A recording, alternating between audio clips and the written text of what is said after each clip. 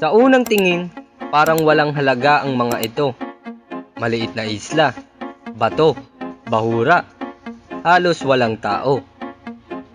Pero sa South China Sea, ang maliliit na lupang ito ang sentro ng isang mas malaking laban, isang tensyon na hinahatak ang tatlong bansa at hinahamon ng balanse ng kapangyarihan sa buong Asya. Dahil ang pinag-uusapan dito ay hindi lang teritoryo. Ito ay impluwensya, seguridad, at kung sino ang may karapatang magtakda ng mga patakaran sa isa sa pinakamahalagang dagat sa buong mundo. Dito pumapasok ang Trilateral Security Framework ng Estados Unidos, Japan, at Pilipinas. Unahin natin ang tanong, bakit napakahalaga ng mga islang ito? Sa international law, may bigat ang lupa kahit gaano kaliit.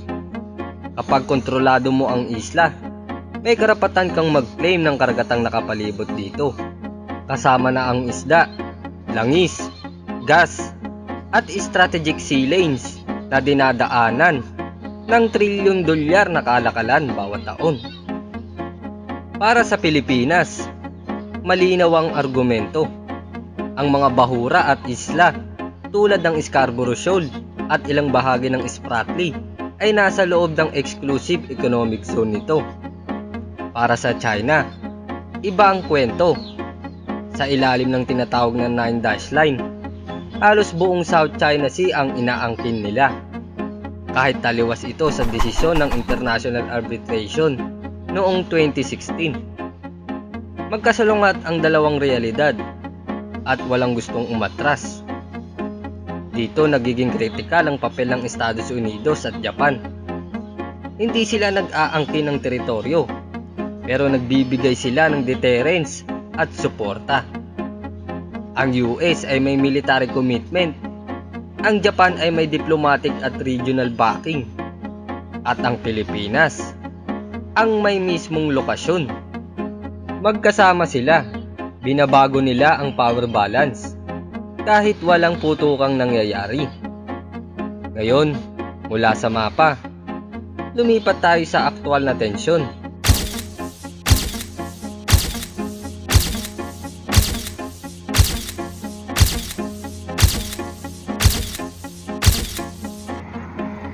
Hindi na lang ito usapin ng papel at batas.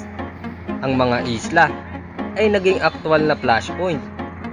May mga barkong hinaharangan, may water cannon incident, may mga resupply mission na muntik nang mauwi sa banggaan. At sa bawat insidente, may kasunod. Matitinding pahayag, joint statements, emergency consultation, at pinagsamang military exercises. Kapag nagsasalita ang trilateral partners tungkol sa mutual defense commitments, hindi ito generic na babala. Direktang tugon ito sa mga nangyayari sa paligid ng mga islang ito. Sa South China Sea, ang geography ang nagdidikta ng diplomasya. At habang mas lumalapit ang mga barko sa isa't isa, mas umiinit ang salita ng mga bansa. Pero may mas malalim pang dahilan kung bakit tumitindi ang reaksyon ng tatlong bansa. Sa nakalipas na dekada, binago ng China ang mismong anyo ng dagat. Mga bahurang dating lubog, ginawang artificial na isla. Nilagyan ng runway, daungan, radar, at military base. Hindi ito simboliko. Ito ay pangmatagalang presensya. Pinapalawak nito ang surveillance. Pinapabilis ang deployment ng puwersa. At ginagawang normal ang military control sa mga dating pinagtatalunang lugar. At dito nagbabago ang usapan para sa US, Japan, at Pilipinas. Ang problema ay hindi na paano kung. Ang problema ay nangyayari na. Kaya ang tugon ay nag-shift mula sa simpleng protesta patungo sa konkretong postura. Mas maraming joint patrols, mas mataas na interoperability at mas malinaw na red lines. Ang mensahe ay malinaw. Ang patuloy na paglawak ay may kaakibat na presyo. Sa huli, ito ang puso ng alitan sa South China Sea. Hindi lang ito tungkol sa maliit na isla. Ito ay tungkol sa kung sino ang susunod na magtatakda ng kaayusan sa rehiyon. Kung batas ba o lakas, kung kooperasyon ba o domination.